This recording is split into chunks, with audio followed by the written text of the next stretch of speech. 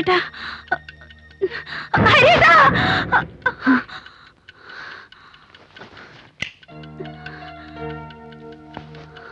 എന്താ ലക്ഷ്മി, എന്തു പറ്റി? സ്വപ്നം കണ്ടോ? ആരേ ഹരി? ഓ അതോ, ഭയന്നപ്പോ കൃഷ്ണനാമം ജപിച്ചതാ. ഹരി, ഹരിഹരൻ ഒക്കെ കൃഷ്ണൻ തന്നെ. വേളച്ചിൽ കള പെണ്ണെ, പേടി വന്നാലേ ഞങ്ങളും വിളിക്കും ഈശ്വരനെ. പക്ഷേ അത് ഈശോ ചേട്ടാന്നോ ക്രൈസ്റ്റ് അങ്കിളെന്നോ ആയിരിക്കില്ല. ഒരു ഹരിയേട്ടൻ. നീ ആര്? ഭക്തമീരയോ? ആരാടി അവൻ? ഹരിന്നാ അവന്റെ പേരല്ലേ? ഹരിപ്രസാദ്. എനിക്ക് നല്ല പേടിയുണ്ട് ഹരിയേട്ട. Times of India assistant editor, കൊള്ളാവുന്ന ശമ്പളം, ക്വാർട്ടേഴ്സ്, അതൊക്കെ വലിച്ചെറിഞ്ഞിട്ട്. ആര് വലിച്ചെറിഞ്ഞു? ഓൺ ലീവ് 2 മാസം, ഏറിയാൽ 6 മാസം. അത് കഴിഞ്ഞാൽ ലാവണം പഴയത് തന്നെ, ബോംബെ. എന്നാലും ഹൈ റിസ്ക് ഉള്ളതല്ലേ ഇപ്പോഴത്തെ പണി. എന്തിനാ, ആർക്കു വേണ്ടിയാ? കാശിനോടുള്ള ആർത്തി, അല്ലാണ്ട് എന്താ. ക്വാർട്ടേഴ്സ് എന്ന് പറഞ്ഞാൽ എന്താ കുട്ടി? വെറും ക്വാർട്ടേഴ്സ്. വല്ലവന്റെ ഔദാര്യം. അനാഥനായി ഈ ഏഴയ്ക്ക് ഏതെങ്കിലും പൊന്നുതമ്പുരാൻ കരവൊഴിവായി പതിച്ചതൊന്നും അല്ല. പിന്നെ ജോലി, അതിനും സ്ഥിരതയൊന്നുമില്ലല്ലോ. തീഹാർ ജയിലിൽ കിടക്കുന്ന ഏതെങ്കിലും ഉണക്ക സഹമന്ത്രിയുടെ 14ാമത്തെ കീപ്പിലെ 7ാമത്തെ സന്താനത്തിന്റെ ഒരു ഫോൺ കോൾ ഞങ്ങളുടെ ഡയറക്ടർ ബോർഡിലെ ഏതെങ്കിലും ഒരു കോന്തന്. തീർന്നു. ഹരിപ്രസാദ് എന്ന ജേർണലിസ്റ്റ് അവിടെ അവസാനിച്ചു. ഇതാവുമ്പോ എന്റെ അന്വേഷണം സക്സസ്ഫുൾ ആയാൽ 10 ലക്ഷം രൂപ, ജുഹൂൽ ഒരു ഫ്ലാറ്റ്, ഒരു കാറും സ്വന്തം. ജീവൻ പണയം വെച്ചുകൊണ്ടുള്ള ജോലി എന്തിനാന്നാ ചോദിക്കുന്നത്? വിശ്വസിച്ച് കൂടെ ഇറങ്ങി വരാൻ പോകുന്ന എന്റെ തമ്പുരാട്ടിക്ക് ആരാന്റെ ക്വാർട്ടേഴ്സ് അന്തപുരം ആവണ്ട. എന്റെ സ്വന്തം അന്തപുരം അതുണ്ടാക്കിയിട്ട് ഞാൻ കൊണ്ടുപോകും. ഫിനാൻഷ്യൽ സ്റ്റെബിലിറ്റി ഇല്ലാത്തൊരു ജീവിതം എനിക്കത് കഴിയും. നിനക്കത് താങ്ങാനാവില്ല. ഞാനത് സമ്മതിക്കില്ല.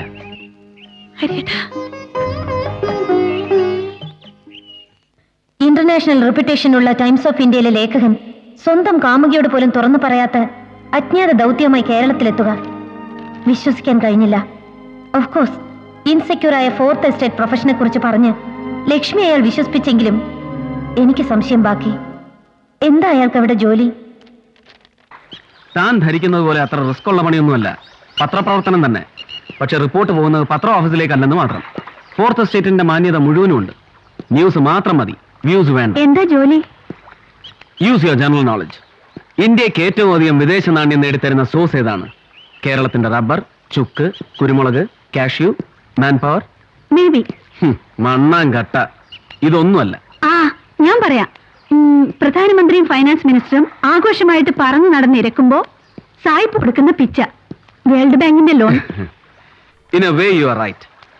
പക്ഷെ അതുമല്ല. പിന്നെ മയക്കുമരുന്നുകൾ.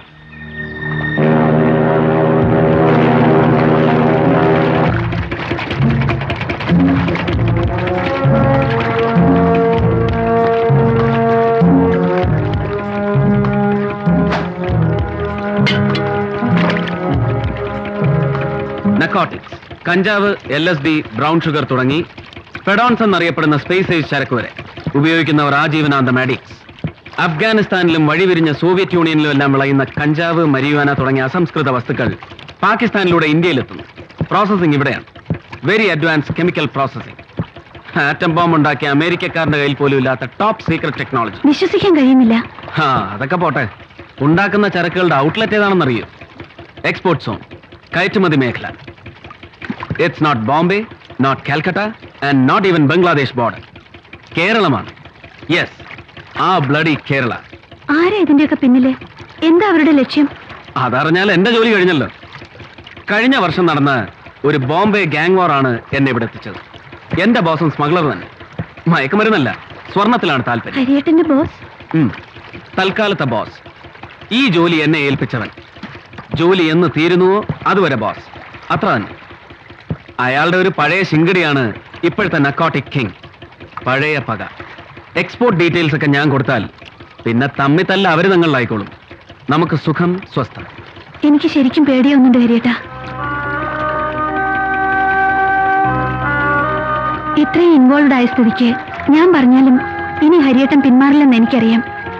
മനസ്സിന്റെ ഭാരം ഒറ്റയ്ക്ക് താങ്ങാൻ കഴിയുന്നില്ല. ഞാനിതൊക്കെ ജൂലിയോടൊന്ന് പറഞ്ഞോട്ടെ, ഒരാശ്വാസത്തിന്. അവളെ വിശ്വസിക്കാമോ? തീർച്ചയായും. എവിടെയോ ചില മിസ്സിംഗ് ലിങ്ക്സ് ഉണ്ടല്ലോ ലക്ഷ്മി. എന്ത് മിസ്സിംഗ്? നിന്റെ ഹരിയേട്ടൻ ആ ബോസിന്റെ പേര് പറഞ്ഞോ? ഇല്ല. എന്തുകൊണ്ട് പറഞ്ഞില്ല? ഞാൻ ചോദിച്ചില്ല, പറഞ്ഞില്ല. നോ, ഹരി നിന്നോട് എല്ലാം തുറന്നു പറഞ്ഞില്ല, പറയേയില്ല. അയാൾ എന്തൊക്കെയോ ഒളിക്കുന്നു, മനഃപൂർവ്വം. നീ അല്ലെങ്കിലും വല്ലാത്തൊരു സിനിക്ക. ഞാനിത് ആദ്യം മുതലേ ശ്രദ്ധിക്കുന്നതാ. ഹരിയേട്ടനെ കുറിച്ച് പറയുമ്പോ നിനക്ക് എന്തോ ഒരിത്. കണ്ടിട്ട് പോലും ഇല്ലാത്ത ഒരാളോട് നിനക്ക് എന്താ ഇത്ര വിരോധം? ലക്ഷ്മി,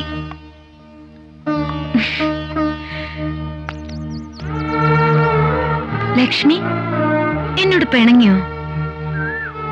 എനിക്ക് ആരോടും ഒരു വിരോധവും ഇല്ല.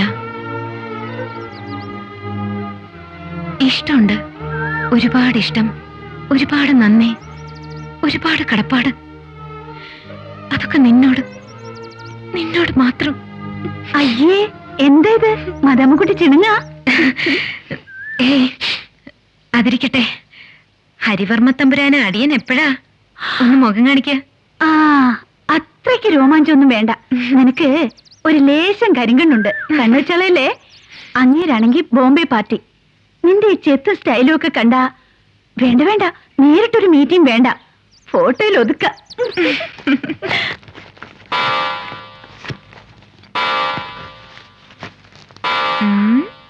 നോക്കട്ടെ, കാണിക്കാം. അയ്യോ,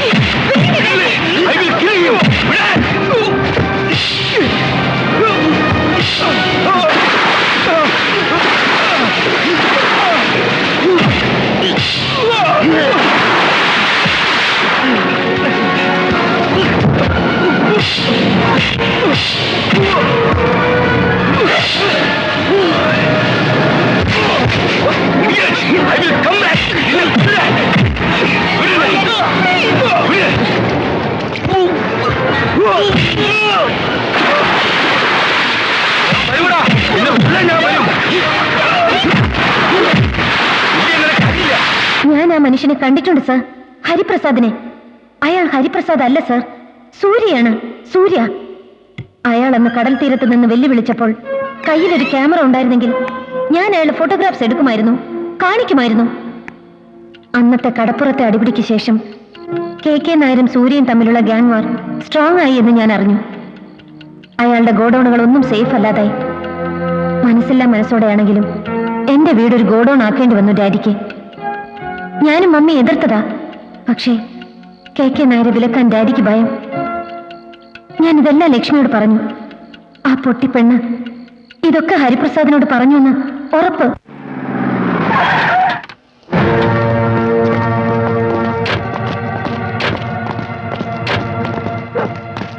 നിങ്ങളങ്ങോട്ട് മാറിയോ?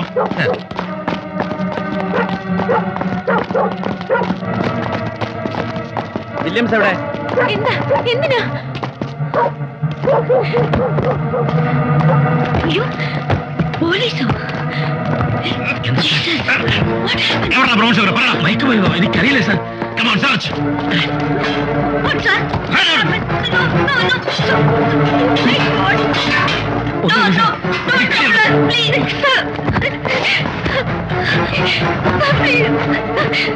അയ്യോ, ബാഗിലൊന്നുമില്ല സാർ. അയ്യോ, എന്താണ് എവിടെയാണെന്ന് അറിഞ്ഞൂടാ അല്ലേ?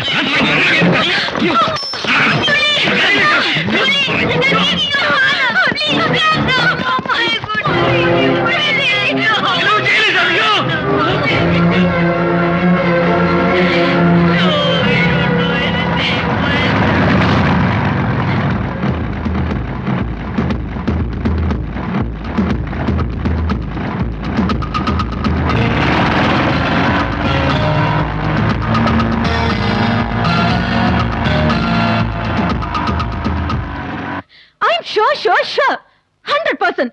upon God, upon mother. എനിക്ക് ഉറപ്പാ, ഞാൻ കണ്ടതാ.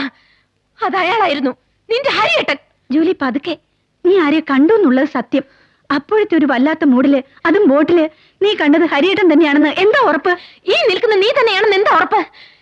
കണ്ടു ഞാൻ, അത് അയാൾ തന്നെ. ലക്ഷ്മി പ്ലീസ് തർക്കിക്കരുത്.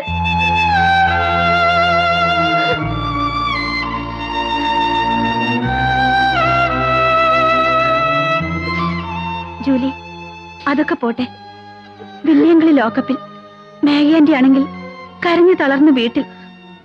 ഒരു ജാമ്യത്തിന് ശ്രമിക്കണ്ടേ? നമുക്ക് ഏതെങ്കിലും വക്കീലിനെ കാണാം. പ്രയോജനമില്ല ലക്ഷ്മി. വിത്ത് എവിഡൻസ്, ദൃക്സാക്ഷികൾ ധാരാളം, അതും നാർക്കോട്ടിക്സ്. ജാമ്യം കിട്ടില്ല, ശിക്ഷ ഉറപ്പ്.